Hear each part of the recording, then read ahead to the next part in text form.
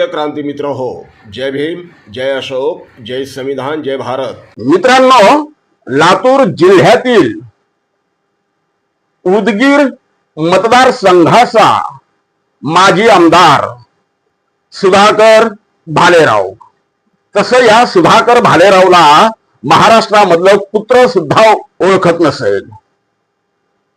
या माणसाला उदगीरच्या बाहेर कोणी कुत्र सुद्धा ओळखत नसेल हा माझा दावा आहे.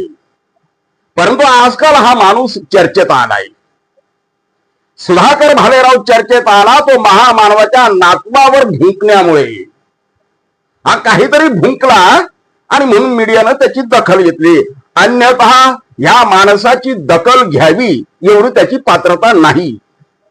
सुधाकर भालेराव आमचा काही दुश्मन नाही. मी म्हटलं ना, या माणसाला कोणी ओळखतही नाही महाराष्ट्रामध्ये, आणि त्यामुळे मी त्याला ओळखण्याचा प्रश्नही येत नाही. आणि जिथं मी त्याला ओळखत नाही त्या अर्थी तो माझा दुश्मन असण्याचं कारण नाही, त्याची माझी दुश्मनी असण्याचं काही कारण नाही. तो आमचा एक बंधू आहे, आमचा तो एक भाऊ आहे. वाट सुटलेला, रस्ता विसरलेला, नफरतखोरांच्या मांडीला मांडी लावून बसलेला, समतावादी विचारांच्या विरोधातल्या शत्रूंच्या छावणीमध्ये घुसलेला, ज्याचा विचार आज सुद्धा ज्यांना होतो त्या लोकांची गुलामगिरी करणारा सुधाकर भालेराव.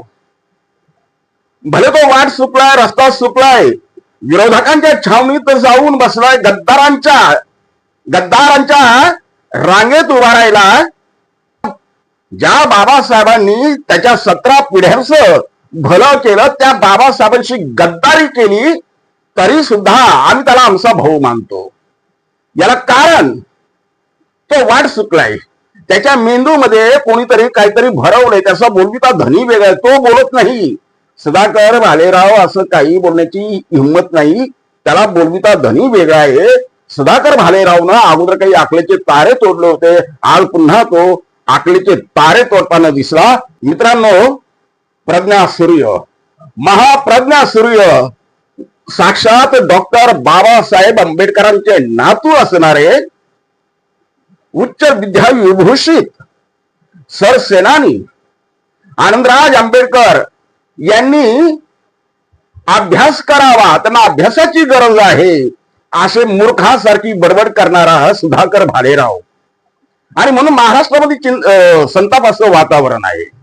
मित्रांनो, आतापर्यंत मी जे काही सुधाकर भालेराव बद्दल बोललो, हे मी बोलत नाहीये, ही जनतेची प्रतिक्रिया आहे. मी फक्त ती व्यक्त केली इथे बोलून. ती जनतेची प्रतिक्रिया आहे, जनता बोलत आहे. सुधाकर भालेरावच्या विरोधामध्ये महाराष्ट्रातली जनता चिडलेली आहे. मातंग समूह आणि बौद्ध समूहामध्ये भांडणं लावण्याचा जो काही प्रयत्न हा सुधाकर भालेराव करतो, उपवर्गीकरणाच्या नावाखाली कोणाच्या तरी दबावाला बळी पडून म्हणा किंवा कोणाची तरी गुलामगिरी करण्यात धन्यता मानत असल्यामुळे सुधाकर भालेरावनं जो अश्लाघ्य प्रयत्न केलेला आहे मातंग आणि बौद्ध समूहामध्ये भांडणं लावण्याचा, त्याला आमचा विरोध आहे. सुधाकर भालेरावला आमचा विरोध नाही, त्याला विरोध असण्याचं कारण नाही. तो कोण, त्यामुळे त्याला विरोध करण्याचं कारण नाही, परंतु त्याची जी विचारसरणी आहे त्या विचारसरणीला आमचा विरोध आहे. सुधाकर भालेरावनं जे काही आनंदराज आंबेडकर साहेबांच्या संदर्भात जे काही वाक्य वापरलंय ते त्वरित त्यांनी मागे घ्यावेत. ते वाक्य त्यांनी त्वरित मागे घ्यावे.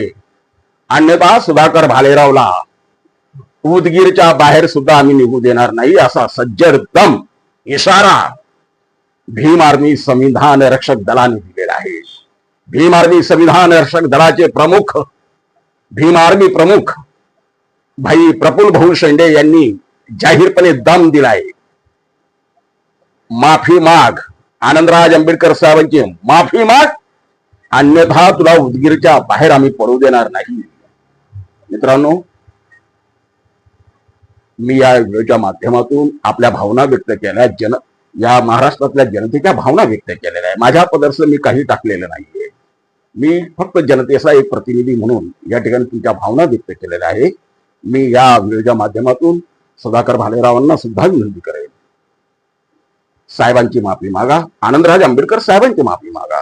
जनतेचं म्हणणं आहे, जनतेच्या म्हणण्याच्या पुढे जाऊ नका, उद्रेक होईल आणि दोन समाजामध्ये कोणत्याही प्रकारचा विद्वेष निर्माण होणार नाही याची दक्षता तुम्ही घ्या. एवढंच या व्हिडिओच्या माध्यमातून जाहीर आवाहन करतो. जय भीम. प्रिय क्रांती मित्र हो, भीम पॅन्थर या आपल्या हक्काच्या यूट्यूब चॅनलला कृपया सबस्क्राईब करून आम्हाला विषमतावादी शक्तींच्या विरोधात लढण्यासाठी बळ द्या, शक्ती द्या, ऊर्जा द्या. कमेंट करा, लाईक करा, शेअर करा.